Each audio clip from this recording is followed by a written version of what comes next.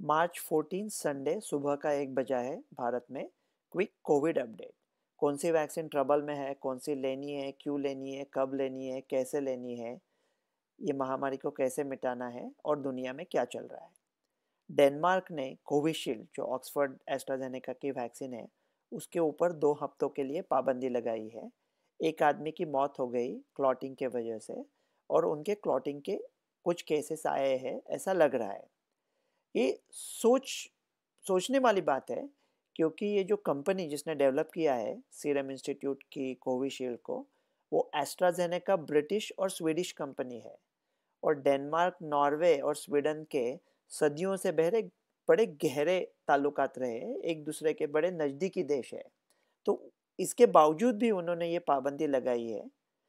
ये कोई मेडिकल राय नहीं है जो मैं बोल रहा हूँ, मेरा पर्सनल ओपिनियन है। मेरे ख्याल से एक जो बैच था वैक्सीन का वो शायद खराब था, इसलिए अभी डेनमार्क में बंदी है, नॉर्वे में है, आइसलैंड में भी है, लग्जमबर्ग में है, इटली, ऑस्ट्रिया में वो बैच को खारिज कर दिया है अभी।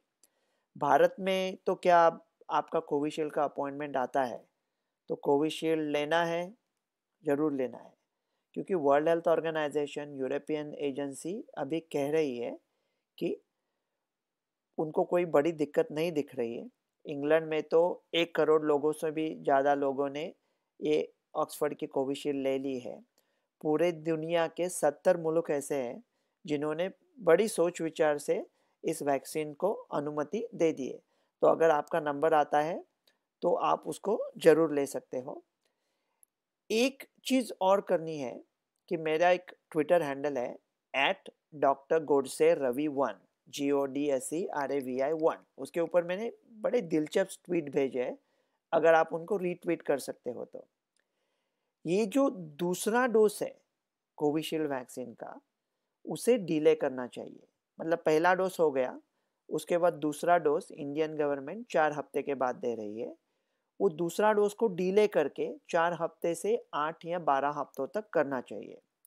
ये जो भारत की कंपनी है, मतलब भारत की जो कमिटी है जो ये सब फैसले करती है, अगर आपको कोई शक था कि वो बड़े स्मार्ट नहीं है तो उन्होंने आज उसका सबूत दे दिया। उन्होंने आज ऐसा ऐलान कर दिया कि वो पूरे दुनिया को नज़रअंदाज करके वो 4 हफ्ते बाद ही दूसरा डोज दे देंगे। तो ये डोज 4 हफ्तों से और डिले करने में क्या फ़ायदा है? सबसे फ़ायदा पहला, उसकी जो एफिकेसी है वो 2 डोजेस 4 हफ्तों का फासला रहा तो 62% तक है। अगर 12 हफ्ते तक का फासला है तो 84% तक उसकी एफिकेसी बढ़ सकती है डिले के वजह से। दूसरी चीज़, जो डोसेस अभी हाथ में आएंगे, जो दूसरे डोसेस लोगों को दे रहे हैं, वो डोसेस जो लाखों करोड़ों डोज, वो पहला डोज के मायने में दूसरे लोगों को दे सकते हैं, तो अपना सप्लाई बढ़ जाएगा। और देखो, अगर महाराष्ट्र में 60% केसेस है, महाराष्ट्र, केरला और पंजाब मिलके 80% केसेस है, तो फिर वैक्सीन इंडिया बाकी के स्टेट्स में अभी क्यों जाया कर रहा है? हॉटस्पॉट मिटाओ ना, जहाँ हॉटस्पॉट है वहाँ ये वैक्सीन भेज दो। इसलिए @drgodse ravi1 अगर आप रीट्वीट कर सकते हो तो। अगर आप जाते और कोवैक्सीन आपको मिलती है तो क्या वो लेनी चाहिए? कोवैक्सीन तो देशी वैक्सीन है, पूर्णतः स्वदेशी है। कोवैक्सीन 81% प्रभावी ऐसे कह रहे हैं। पहले से ये लग रहा था कि ये होल वायरस वैक्सीन है तो शायद म्यूटेशंस के खिलाफ भी अच्छी चलेगी, लेकिन ये जो सब उन्होंने पब्लिश किया है वो सिर्फ प्रेस रिलीज है, उसका कोई पीयर रिव्यू नहीं हुआ है। तो अभी तक खेद से ऐसा ही कहना पड़ेगा कि अभी कोविशील्ड ही लेते रहो। और ये जो वैक्सीन का, कोवैक्सीन का, जैसे अभी चाइना ने क्या किया है, चाइना ने आज सुबह ही कह दिया कि अगर आपको चाइना आना है तो चाइनीज़ वीज़ा लेने के पहले आपको चाइनीज़ वैक्सीन लेने पड़ेगी। सर, वैक्सीन डिप्लोमेसी का थोड़ा मामला चल रहा है। तो क्या यूरोप और अमेरिका में जो लोगों को, भारतीय लोगों को अभी जल्दी ट्रैवल करना है, स्टूडेंट्स को जाना है, क्या वो कोवैक्सीन को अनुमति देंगे? पता नहीं, लेकिन कोविशील्ड को शायद ज़रूर देंगे।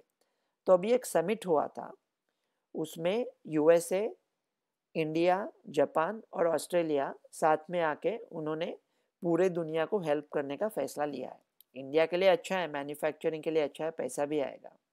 लेकिन सोचो, यूएस के पास केसेस है, पैसा है, वैक्सीन है। जापान के पास केसेस है, पैसा है, लेकिन अभी वैक्सीन नहीं है।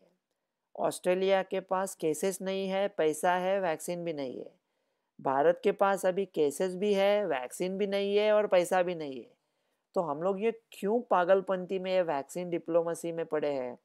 वो हमने कहावत सुनी थी ना, वो बंदरिया होती है, जब उसके खुद में मुंह में पानी जाना लगता है तो वो बच्चों को छोड़ को खुद के बचाती है।